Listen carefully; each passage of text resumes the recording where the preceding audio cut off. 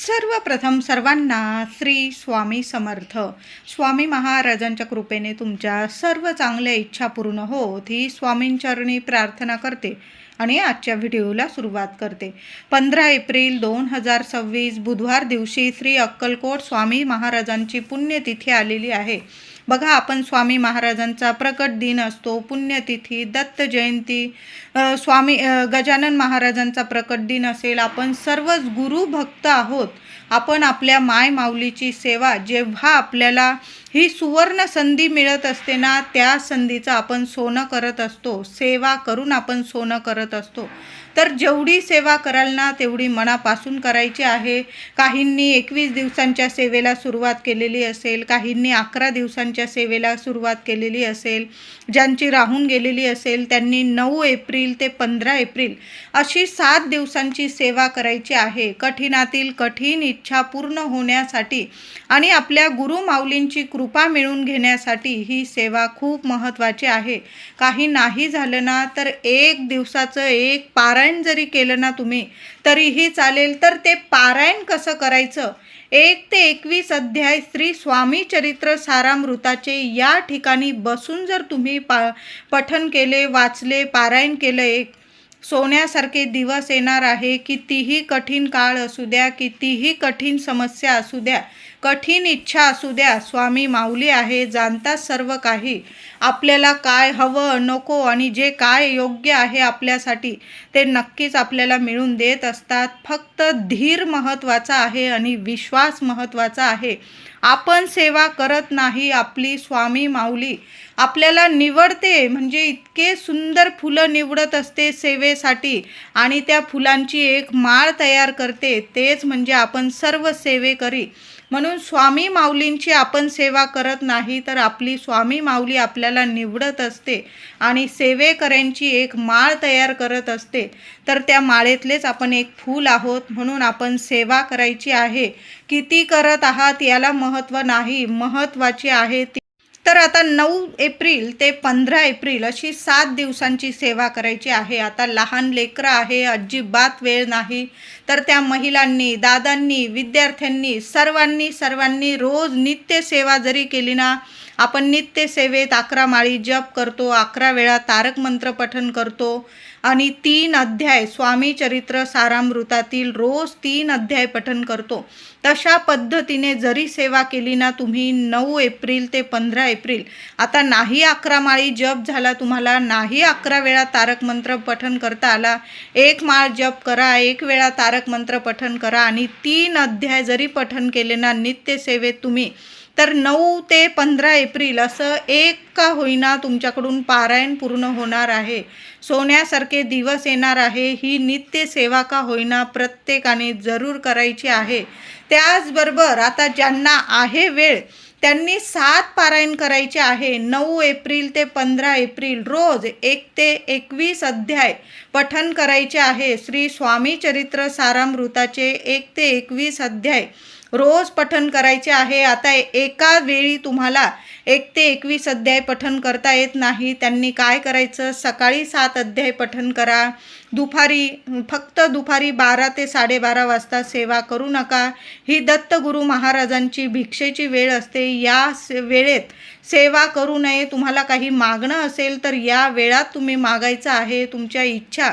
तसं तर आपल्या माऊलीला सांगायची गरजच पडत नाही, पण तुम्हाला काही मागणं मागायचं असेल तर तुम्ही या वेळेत 12 ते 12:30 या वेळेत जरूर मागणं मागा. सर्व इच्छा नक्कीच पूर्ण होतील. तर तुम्हाला 7 अध्याय सकाळी वाचायचे आहे, 7 अध्याय तुम्ही दुपारी वाचा आणि 7 अध्याय संध्याकाळी तुम्ही दिवा अगरबत्ती करून वाचले तरीही चालेल. असं 3 बैठकीत सुद्धा तुम्ही एक पारायण करू शकता. म्हणजे 9 एप्रिल ते 15 एप्रिल असं तुमचं 7 दिवस 7 पारायण पूर्ण होऊन जातील. आता ज्यांना जमतं अगदी 1 ते 1.5 तासामध्ये आपले 1 ते 21 अध्याय पठन होऊन जातील. ज्यांना जमतं त्यांनी आवर्जून 1 ते 21 अध्याय एक मांडी पारायण करायचं आहे. ज्यांच्या मागे लेकरं बाळं आहे, ज्यांचे पाय दुखणं वगैरे असेल की एका जागी एवढं 1 ते 1.5 तास बसणं होत नाही, त्यांनी असं 7 अध्याय सकाळी, 7 अध्याय दुपारी, 7 अध्याय संध्याकाळी असं 3 वेळा जरी तुम्ही पारायण केलं आणि ज्यांना एक मांडी जमतं ना, त्यांनी आवर्जून 9 एप्रिल ते 15 एप्रिल असे 7 पारायण आपल्याला श्री स्वामी चरित्र सारामृताचे पठण करायचं आहे. आता 1 दिवसीय पारायण करायचं आहे आणि ते या जागी बसून जर केलं ना तुम्ही, खूप सुंदर अनुभव येतील. मी असं नाही म्हणत की आपण घरात पारायण करतो त्याचं फळ आपल्याला मिळत नाही, हीच जागा निवडायची का? तर काय करायचं आहे, तुमच्या घराजवळ बघा प्रकट दिन असेल किंवा दत्त जयंती असेल, आपले स्वामींची पुण्यतिथी असेल, या वेळात या काळात आपल्या घराजवळील तुमच्या घराजवळ जे स्वामींचं मठ असेल, केंद्र असेल, तिथं अखंड सेवा चालू असते. त्या सेवेत जरी तुम्ही सहभाग घेतला ना, तर आवर्जून सहभाग घ्यायचा आहे. बघा तिथं किती सेवेकरी असतात, आपण सुद्धा सेवेकरी झालो तर सोन्याहून पिवळं.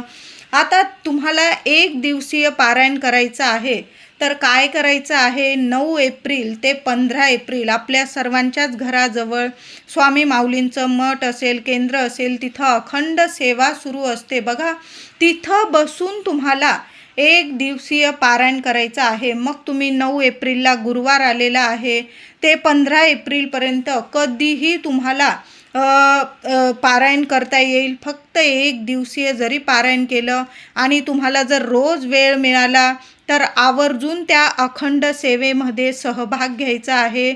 9 एप्रिल ते 15 एप्रिल रोज तिथं जायचं आहे आपल्या स्वामींच्या माऊलीच्या दर्शनाला आणि स्वामींच्या केंद्रात, मठात, मंदिरात बसून 1 दिवसीय पारायण जरूर करा. 7 पाठ होत असतील तुमच्याकडून तर 9 एप्रिल ते 15 एप्रिल रोज एक पारायण तिथं बसून करायचं आहे. आपल्या स्वामींसमोर मंदिरात बसून पारायण करायचं आहे.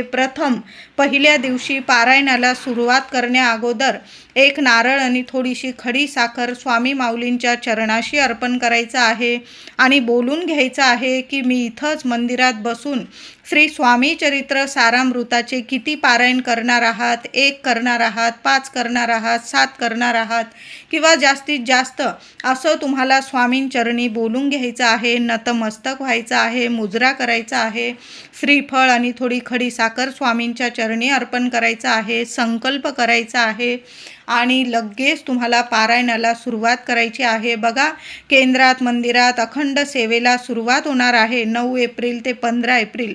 त्या सेवेत सर्वांनी सहभाग जरूर घ्यायचा आहे आणि पारायण पूर्ण झाल्यानंतर 15 तारखेला सुद्धा तुम्हाला 1 श्रीफळ आणि थोडी खडी साखर स्वामींच्या चरणी अर्पण करायचं आहे. म्हणजे पारायणाची तुम्ही सांगता करत आहात असं स्वामींना बोलून घ्यायचं आहे आणि 1 श्रीफळ आणि थोडीशी खडी साखर स्वामींचरणी अर्पण करायचं आहे. आपण प्रकट दिनाला जशी सेवा केली तशीच पुण्यतिथीला सुद्धा करणार आहोत. स्वामी माऊलींना जो गोडाचा नैवेद्य आवडतो तो नैवेद्य प्रसाद स्वामींना अर्पण करणार, नैवेद्य दाखवणार, तिथं प्रसाद वाटणार आहोत. गोरगरिबांना तुम्हाला अन्नदान करता आलं तर आवर्जून करा. बघा स्वामींची पुण्यतिथी इतका सुंदर दिवस आहे ना, जेवढी सेवा होईल ना तेवढी 15 तारखेपर्यंत सर्वांनी जरूर करायची आहे.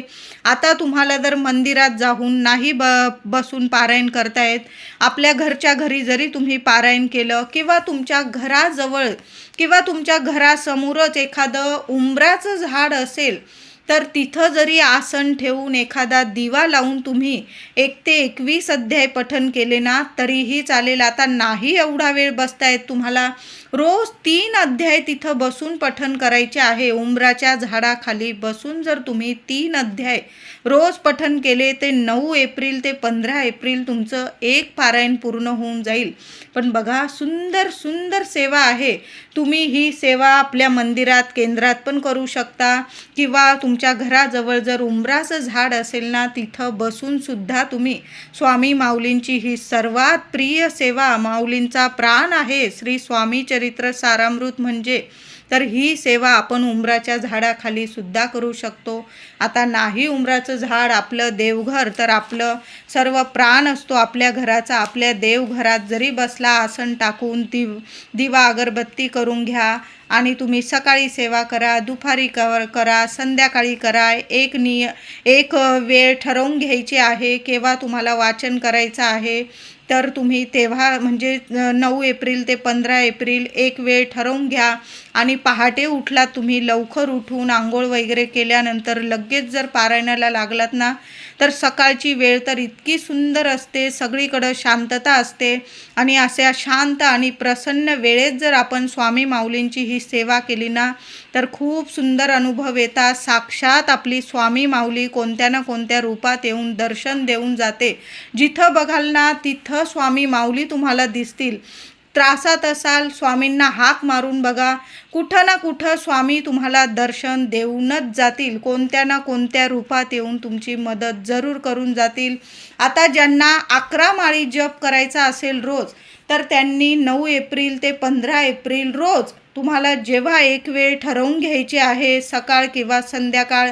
माझ्या महिला असतील, ऑफिसला जाऊन आल्यानंतर जरी तुम्ही सेवा केली शांततेत संध्याकाळी जरी सेवा केली, किंवा लहान लेकरं असतील ते झोपले वगैरे दुपारी वगैरे तुम्ही शांततेत जरी सेवा केली ना तरीही चालेल. पण तुम्ही 11 माळी जप करा. किंवा घरात एखाद्याचं आरोग्य नीट नाही, किंवा तुम्हाला काहीतरी मानसिक त्रास आहे, मन शांत राहत नाही, तर स्वामी माऊलींचरणी मंदिरात जाऊन संकल्प करून घ्या. एक नारळ अर्पण करा, थोडी खडी साखर अर्पण करा आणि स्वामी माऊलींना बोलून घ्या, मी 11 माळी जपाची सेवा करत आहेत, किंवा तुम्ही श्री स्वामी चरित्र सारामृताची सेवा करत आहात, किंवा तारक मंत्राची अखंड तारक मंत्र 11 वेळा तुम्ही पठण करणार आहात, याची सेवा करणार आहात.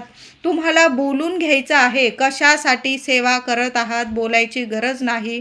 आपली माय माऊली आहे, लेकराला काय हवं नको ते सर्व काही जाणत असते. फक्त स्वामींची सेवा करायची आहे. तुम्हाला काही मागायची सुद्धा गरज पडणार नाही.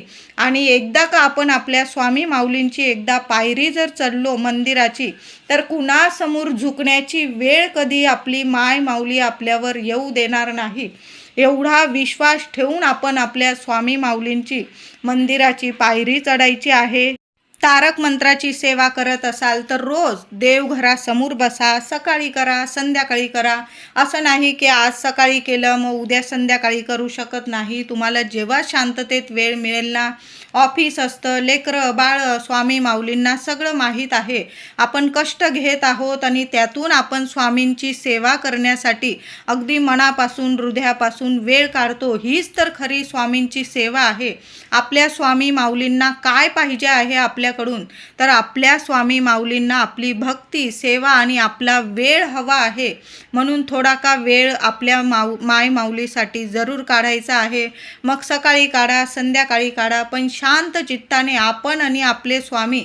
बाकी तिसरं कुणीच नको. कुणी कितीही त्रास देऊ दे, कितीही निंदा नालस्ती करू द्या, सगळं काही स्वामींवर सोपवा. माय माऊली सर्व जाणतात तुमच्याविषयी, कुणाच्या मनात काय आहे काय नाही, तुमचं कोण हित बघत आहे कोण वाईट बघत आहे, माय माऊलीला सर्व माहीत आहे. फक्त सेवा करायची आहे. सेवेचं फळ 100 नाही 1000% मिळणारच आहे.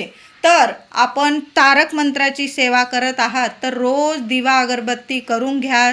थोडंसं पेल्यात पाणी घ्यायचं आहे, आसन घेऊन बसा आणि उजवा हात त्या पाण्यावर ठेवायचा आहे. पिण्याचं पाणी घ्या आणि त्यावर हात ठेवा आणि अखंड तारक मंत्र तुम्हाला 11 वेळा पठण करायचं आहे.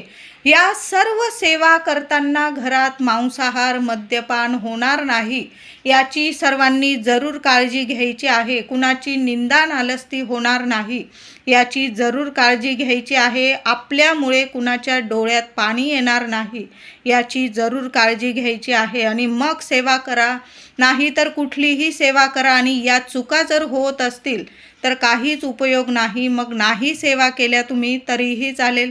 तारक मंत्र अखंड पठण केल्यानंतर ते तीर्थ सर्वांनी प्यायचं आहे. माठात टाकून दिलं तुम्ही तरीही चालेल. आणि घरात तुम्हाला नकारात्मकता वाटत असेल तर थोडंसं एक तुळशी पान घ्या आणि त्या तुळशीच्या पानाने सर्व ठिकाणी घरात संडास बाथरूम सोडून सगळीकडं ते पाणी थोडं थोडं शिंपडून द्यायचं आहे.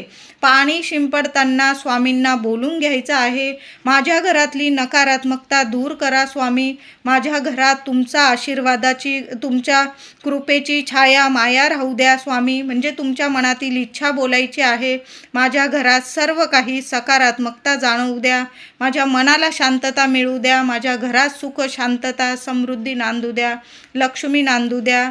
असं बोलून तुम्हाला ते पाणी तुळशीच्या पानाने तुम्हाला शिंपडून द्यायचं आहे. श्री स्वामी समर्थ, श्री स्वामी समर्थ मंत्र जपत राहा. या तारक मंत्राच्या सेवेने इतक्या लोकांना लाभ झालेले आहे की ज्यांच्या कठीण इच्छा होत्या त्या सुद्धा पूर्ण झालेल्या आहे. बाधा असेल, रोगराई असेल किंवा कुणाची नजरबाधा झाल्यामुळे काही वेळा प्रगतीत सुद्धा खूप अडचणी येतात, त्यासुद्धा दूर झालेल्या आहे आणि भरपूर जणांना भरपूर लाभ मिळालेले आहे, भरपूर प्रगती झालेली आहे. मग मुलांना शिक्षण असो, नोकरी असो, पगार, प्रमोशन, जिथं हवी तिथं बदली, आपल्या मनाच्या इच्छा पूर्ण होण्यासाठी ही तारक मंत्राची सेवा आवर्जून करा. त्याचबरोबर रोज 11 माळी जप करायचा आहे आणि जी अगरबत्ती तुम्ही लावाल ना, ती अगरबत्तीची रक्षा एखाद्या ताटलीत पडेल अशा पद्धतीने ठेवा आणि ती रक्षासुद्धा घरातल्या प्रत्येकाला स्वामींचा मंत्र जपा आणि ती कपाळी लावायची आहे. या विभूतीने सुद्धा बरेचसे जे आजार असेल किंवा मनाला शांतता मिळत नसेल, तुम्हाला कुणाची नजरबाधा होत असेल, या सर्व अडचणीतून सुद्धा मार्ग आपले स्वामी जरूर काढतात.